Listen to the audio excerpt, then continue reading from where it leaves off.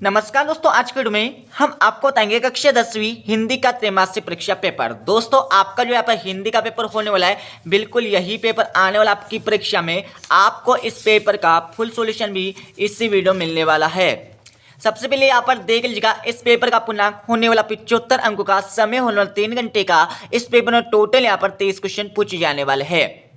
सबसे पहले आपको यहाँ पर कुछ निर्देश यहाँ पर दिए गए, इन निर्देशों को अच्छे से पढ़ लेना है। इनको पढ़ने के बाद इस पेपर का हमारा पहला क्वेश्चन पूछे जाने वाला है, सही विकल्प चुनकर लिखिए। दोस्तों ये आपकी परीक्षा में 6 नंबर के सही विकल्प पूछे जाने वाले हैं। तो हमारा पहला सही विकल्प दिया है, हिंदी के पद्य साहित्य का दूसरा काल है। इसको उत्तर लगा लीजिएगा। इसमें हमारा ब वाला भक्ति काल हो जाएगा। दूसरा देख लीजिएगा, आलंबन और उद्दीपन का संबंध है। इसमें हमारा राइट उत्तर यहाँ पर आ जाएगा सा वाला विवाह से। तीसरा देख लीजिएगा, नेताजी का चश्मा पाठ की विधा है। इसमें हमारा राइट उत्तर यहाँ पर आ जाएगा द वाला कहानी। चौथा देख लीजिएगा, सूरदास के गुरु थे। इसमें हमारा द वाला वल्लभाचार्य हो जाएगा। उसके बाद पांचवा देख लीजिएगा, दो शब्दों का अपने विभक्ति चिन्हों को छोड़कर आपस में मिलाना कहलाता है। इसमें हमारा ब वाला समास हो जाएगा। अब यहाँ पर छठा देख लीजिएगा, माँ ने भोलानाथ के गांव पर लगाया। इसमें हमारा द वाला यहाँ पर सा वाला पीसी हुई हल्दी हो जाएगा, जिससे आपके 6 नंबर यहाँ पर सही विकल्प के कंप्लीट हो जाएंगे। अब यहाँ पर इस पेपर का हमारा क्वेश्चन नंबर 2 देख लीजिएगा। क्वेश्चन नंबर 2 में आपको क्या करना है, खाली स्थान की पूर्ति करना है। यह आपकी परीक्षा में 6 नंबर के खालिस्तान पूछे जाने वाले हैं। जैसे कि हमारा पहला खालिस्तान दिया है, रघुकुल में देवता, ब्राह्मण, ईश्वर भक्त और खालिस्तान का वध नहीं किया जाता। इसका उत्तर लगा लीजिएगा। इसमें आपको लगाना है, यहाँ पर गाय लगाना है। दूसरा देखिएगा, अभिनय तत्व की प्रधानता खालिस्तान काव्य में होती है। तो इसका आंसर लगा लीजिएगा। इसमें आपको लिखना है, यहाँ पर दृश्य काव्य लगाना है। उसके बाद तीसरा देखिएगा, प्रेमचंद खालिस्तान है। तो इसको तो लगा लीजिएगा। तीसरे में आपको यहाँ पर लगाना होगा, यहाँ पर कथाकार लगाना है। उसके बाद चौथा देख लीजिएगा, बाल गोविंद की मौत उन्हीं के खालिस्तान हुई। तो यहाँ पर चौथे में आपको लगाना है, यहाँ पर अनुरूप लगाना है। उसके बाद यहाँ पर पांचवें देख लीजिएगा, चौराहा में खालिस्तान समास है। तो यहाँ पर चौराहा में कौन सा यहाँ पर समास है, ये आपको बताना है। इसका उत्तर लगा लीजिएगा। इसमें हमारा दिग्गु समास हो जाएगा। उसके बाद छठा देगा, गंगटोक से खालिस्तान किलोमीटर की दूरी पर युंगथांग था। इसमें आपको लगाना है, पर 149 लगाना है, ठीक है। उसके बाद यहाँ पर हमारा क्वेश्चन 3 पूछा है। क्वेश्चन 3 में आपको क्या करना है, सही जोड़ी का मिलान करना है। यह आपकी परीक्षा में 6 नंबर की सही जोड़ी पूछी जाने वाली है। सबसे पहले आप इस सही जोड़ी को पूरा अच्छे से देख लीजिएगा और पढ़ लीजिएगा। मैं आपको इस सही जोड़ी का मिलान बता देता हूँ। तो यहाँ पर सही जोड़ी अच्छे से पढ़ लीजिएगा। इसको पढ़ने के बाद यहाँ पर सही जोड़ी का मिलान देख लीजिएगा। ये हमारी सही जोड़ी का मिलान हो जाएगा, ठीक है। पहले में आपको लगाना है ख वाला जयशंकर प्रसाद लगाना है। दूसरे में आपको लगाना है बच्चा वाला गन लगाना है। और तीसरे में आपको घड़ी वाला लगाना है अंधे की लाठी। और चौथे में आपको अड़ावल लगाना है आभूषण। और पांचवें आपको क वाला प्रतिमा पर चश्मा लगाना है। और छठे में आपको ग वाला यात्रा वृत्तांत लगाना है, जिससे आपके 6 नंबर सही जोड़ी के कंप्लीट हो जाएंगे। आपको सही जोड़ी को अच्छे से पढ़ लेना है, जिससे आपके दिमाग में यहाँ पर सही जोड़ी यहाँ पर बैठ जाए, जिससे 6 नंबर यहाँ से कंप्लीट हो जाएंगे। अब यहाँ पर इस पेपर का यहाँ पर क्वेश्चन नंबर 4 देख लीजिएगा। क्वेश्चन 4 में आपको क्या करना है दोस्तों, इस क्वेश्चन में आपको दिया है, एक वाक्य में उत्तर लिखिए। यह आपकी परीक्षा में 6 नंबर के पूछे जाने वाले हैं। तो हमारा जैसे कि पहला क्वेश्चन दिया है, भोलानाथ अपने पिताजी को क्या कहकर बुलाते थे। दूसरा आपका दिया है, बरका के बन होते ही बाग में क्या क्या नजर आए। तीसरा आपका दिया है, शब्द की प्रथम शक्ति को क्या कहा जाता है। चौथा आपका दिया है, दिल्ली चलो नारा किसने दिया था। पांचवा दिया है, किस वाक्य में पूर्वापर संबंध नहीं होता है। आपका छठा दिया है, क्षितिज भाग 2 में संग्रह सूर के 4 पद कहाँ से लिए गए हैं। आपको इन क्वेश्चनों को अच्छे से पढ़ लेना है। इनको पढ़ने के बाद मैं आपको इनके आंसर अच्छे से बता देता हूँ। तो यहाँ पर देख लीजिएगा, ये हमारे क्वेश्चन नंबर 4 के आंसर हो जाएंगे। तो यहाँ पर पहले क्वेश्चन आपको लगाना है, यहाँ पर बापूजी लगाना है। दूसरे में आपको क्या पूछा है, बरखा के बन होते ही बाग में क्या क्या नजर आए। तो इसमें आपको लिखना है यहाँ पर सांप और चूहा लिखना है। तीसरा दिया आपका शब्द की प्रथम शक्ति को क्या कहा जाता है, तो इसमें आपको लगाना है यहाँ पर आवित शक्ति लगाना है। उसके बाद यहाँ पर देख लीजिएगा चौथा दिया हमारा दिल्ली चलो नारा किसने दिया था, तो इसमें आपको लगाना सुभाष चंद्र बोस लगाना है। इसके साथ ही यहाँ पर पांचवा देख लीजिएगा किस काव्य में पूर्व पर संबंध नहीं होता है, इसमें आपको मुक्त काव्य लगाना है। उसके बाद यहाँ पर देख लीजिएगा क्षितिज भाग 2 में संग्रहेश्वर के 4 पद कहाँ से लिए गए हैं, इसमें आपको लगाना है भ्रमर गीत से लिए गए, जिससे 6 नंबर यहाँ से कंप्लीट हो जाएंगे। उसके बाद इस पेपर का हमारा क्वेश्चन 5 देख लीजिएगा सत्य अथवा असत्य लिखिए। ये आपकी परीक्षा में 6 नंबर के पूछे जाने वाले हैं। जैसे कि हमारा पहला दिया है परशुराम के परसों को देखकर लक्ष्मण भयभीत हो गए थे, ये सत्य या फिर असत्य ये आपको बताना है। तो यहाँ पर जो हमारा पहला क्वेश्चन है यहाँ पर हमारा असत्य हो जाएगा। दूसरा आपका दिया है रामचरितमानस महाकाव्य, आप सबने पढ़ा होगा महाकाव्य जो हमारा रामचरितमानस है ये बिल्कुल हमारा महाकाव्य होता है, तो ये हमारा सत्य हो जाएगा। तीसरा देखिएगा रस के 7 अंग है, तो रस के 7 अंग होते हैं, आप सभी को पता होगा, नहीं होते हैं तो ये हमारा हो जाएगा असत्य हो जाएगा। चौथा देख लेगा यदि गद्य कवियों की कसौटी है तो निबंध गद्य की कसौटी है, बिल्कुल ये हमारा हो जाएगा सत्य हो जाएगा। उसके बाद पांचवा देख लेगा गिरजा के वर्तमान काल में काम होने का पता चलता है, तो पांचवा हमारा हो जाएगा सत्य हो जाएगा। इसके साथ ही हमारा छठा देख लेगा गंगटोक मेटकस बादशाह का शहर है, बिल्कुल है, आप सभी ने पढ़ा होगा, ये हमारा हो जाएगा सत्य हो जाएगा। अब इनके आंसर भी अच्छे से देख लीजिएगा जिससे आपके दिमाग में इनके आंसर यहाँ पर छप जाए। तो यहाँ पर क्वेश्चन 5 का आंसर लगा लीजिएगा। पहला आपको हो जाएगा असत्य हो जाएगा, दूसरा आपका हो जाएगा सत्य हो जाएगा, तीसरा हो जाएगा आपका असत्य, इसके साथ ही चौथा हो जाएगा आपका सत्य हो जाएगा, पांचवा हो जाएगा आपका सत्य हो जाएगा, छठा हो जाएगा आपका सत्य हो जाएगा, जिससे 6 नंबर यहाँ से कंप्लीट हो जाएंगे। अब यहाँ पर इस पेपर का क्वेश्चन नंबर 6 देख लिया। क्वेश्चन 6 में आपको क्या करना है, ये 2-2 नंबर क्वेश्चन पूछे जाने वाले आपकी परीक्षा में। जैसे कि हमारा छठा क्वेश्चन दिया है पद्य साहित्य से आप क्या समझते हैं लिखिए। तो क्वेश्चन दिया हमारा छायाव्रत की 2 विशेषता लिखिए। आपको क्या करना है, दोनों में से एक क्वेश्चन का जवाब देना होगा परीक्षा में। और दोस्तों मैं आपको बता देता हूँ यहाँ पर क्वेश्चन 6 से लेकर 23 तक के आंसर की पीडीएफ फाइल आपको मिल जाएगी टेलीग्राम चैनल पर। सबसे पहले आप यहाँ से पेपर को अच्छे से समझ लीजिएगा। इसको समझने के बाद इनके आंसर क्वेश्चन 6 से लेकर 23 तक के आंसर की आपको पीडीएफ फाइल मिलने वाले टेलीग्राम चैनल पर, इसलिए आप टेलीग्राम चैनल ज्वाइन कर लीजिएगा, जिसकी लिंक आपको मिलने वाले इस वीडियो के डिस्क्रिप्शन में। अब यहाँ पर 7वां क्वेश्चन देख लिया जयशंकर प्रसाद की 2 काव्यगत विशेषता लिखिए। 8वां क्वेश्चन दिया हमारा महाकवि सूरदास का साहित्य में स्थान लिखिए, जिससे 2 नंबर यहाँ से कंप्लीट हो जाएंगे। इसके साथ ही इस पेपर का हमारा अगला क्वेश्चन देख लिया। यहाँ पर दिया हुआ है 8वां क्वेश्चन दिया हमारा गोपियों के अनुसार राजा का धर्म क्या होना चाहिए। 8वां क्वेश्चन देख लिया कवि जयशंकर प्रसाद आत्मकथा लिखने से क्यों बचना चाहते थे। अब यहाँ पर हमारा 9वां क्वेश्चन देख लिया अवधी भाषा आज किन किन क्षेत्रों में बोली जाती है। 8वां क्वेश्चन देख लिया लक्ष्मण ने वीर योद्धा की क्या क्या विशेषता बताई है। अब यहाँ पर हमारा 10वां क्वेश्चन देख लिया काव्य की परिभाषा लिखिए। आपको काव्य की परिभाषा लिखना है, ठीक है। रसात्मक वाक्यम काव्यम, रसयुक्त वाक्य काव्य होता है, ठीक है। 8वां क्वेश्चन निकला विवाह किसे कहते हैं, यह कितने प्रकार के होते हैं। मैं आपको बता देता हूँ, जहाँ पर जो विवाह होते हैं हमारे 2 प्रकार के होते हैं। एक तो आलम्बन विवाह होता है और दूसरा हमारा हो जाएगा यहाँ पर उद्दीपन विवाह हो जाएगा। अब यह 11वां क्वेश्चन निकला अलंकार किसे कहते हैं। अलंकार किसे कहते हैं, काव्य की शोभा बढ़ाने वाले आभूषण को ही हम क्या कहते हैं, अलंकार कहते हैं, ठीक है। 8वां क्वेश्चन निकला चौपाई छंद का उदाहरण लिखिए। अब यहाँ पर 12वां क्वेश्चन निकला गद्य किसे कहते हैं। गद्य किसे कहते हैं ये आपको इस क्वेश्चन में बताना होगा, ठीक है। गद्य किसे कहते हैं। 8वां क्वेश्चन दिया हमारा नाटक और एकांकी में 2 अंतर लिखिए। आपको एक तरफ नाटक लिखना है, एक तरफ आपको एकांकी लिखना है, ठीक है। तो इसका आंसर मैं आपको बताना किस प्रकार से आपको लिखना है। जैसे कि हमने एक तरफ यहाँ पर नाटक लिख दिया, ठीक है, उसका एक तरफ हमने यहाँ पर एकांकी लिख दिया।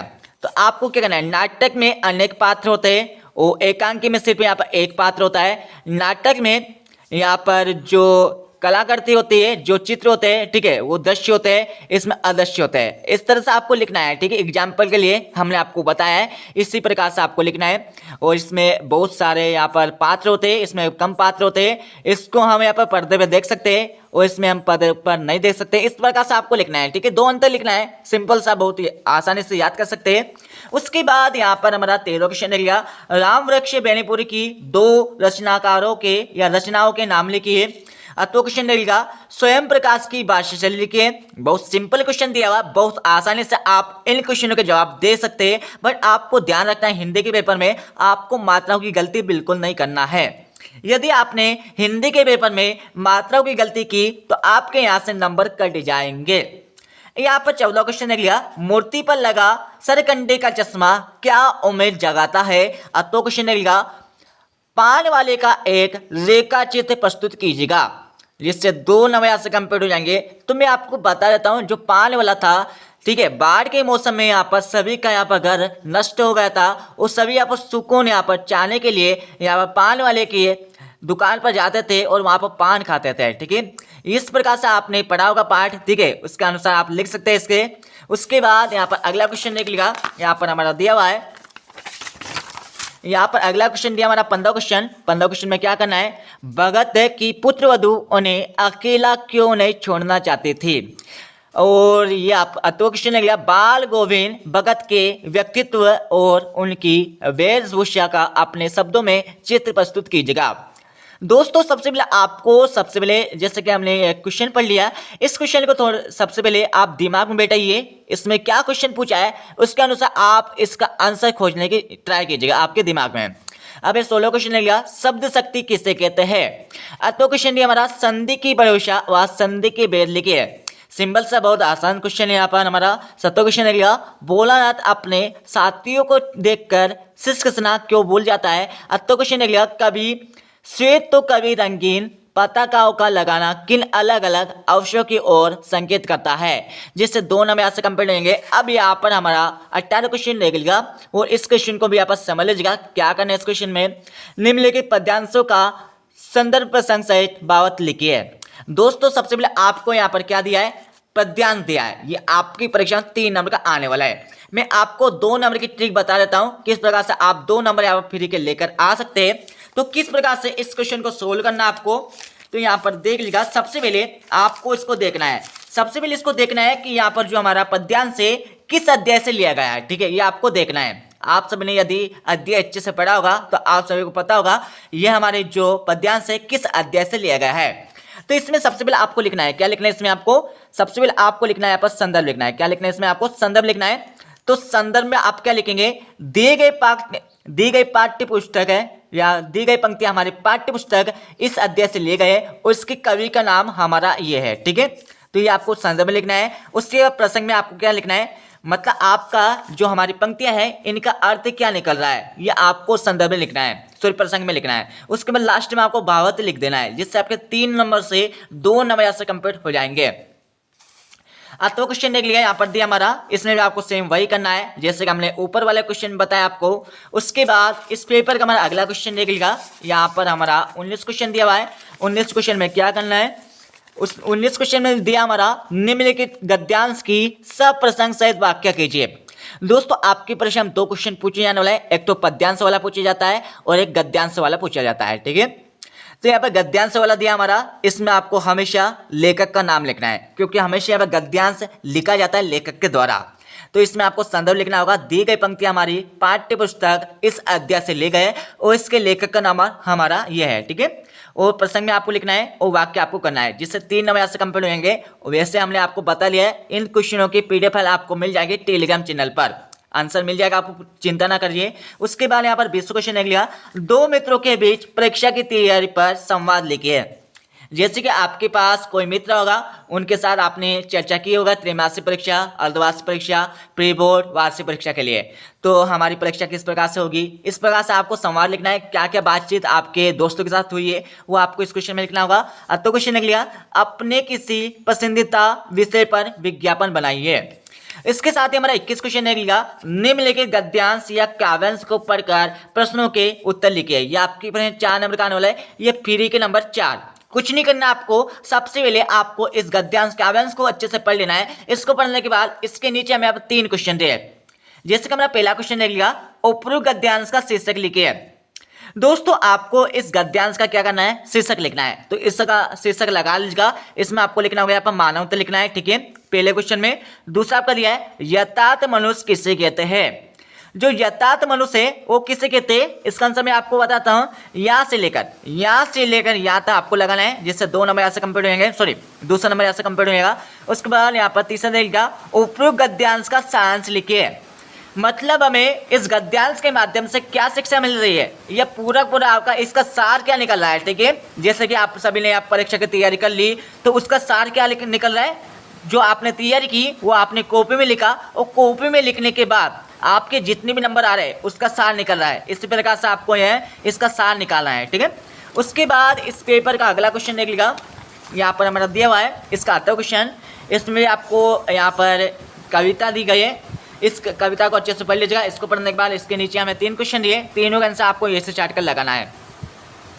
उसके बाद यहाँ पर 22 क्वेश्चन देख लीजिएगा, आपको पिछले वर्ष की छात्रवृत्ति प्राप्त नहीं हुई है, इस बात की जानकारी देते हुए अपने प्राचार्य को एक आवेदन पत्र लिखिए। आवेदन पत्र मतलब होता है अब प्रार्थना पत्र आपको लिखना है। अब तो क्वेश्चन देख लीजिएगा, इसमें आपको क्या करना है, त्रैमासिक परीक्षा की तैयारी की जानकारी देते हुए अपनी माताजी को एक पत्र लिखना है। अब यहाँ पर 23 क्वेश्चन देख लिया, निम्नलिखित में से किसी एक विषय पर रूपरेखा सहित आपको निबंध लिखना है। दोस्तों इस क्वेश्चन को समझना है, सबसे पहले आपको रूपरेखा लिखना है इस क्वेश्चन में, ठीक है। उसके बाद आपको निबंध लिखना है, क्योंकि रूपरेखा आपकी परीक्षा में 1 नंबर की पूछी जाती है।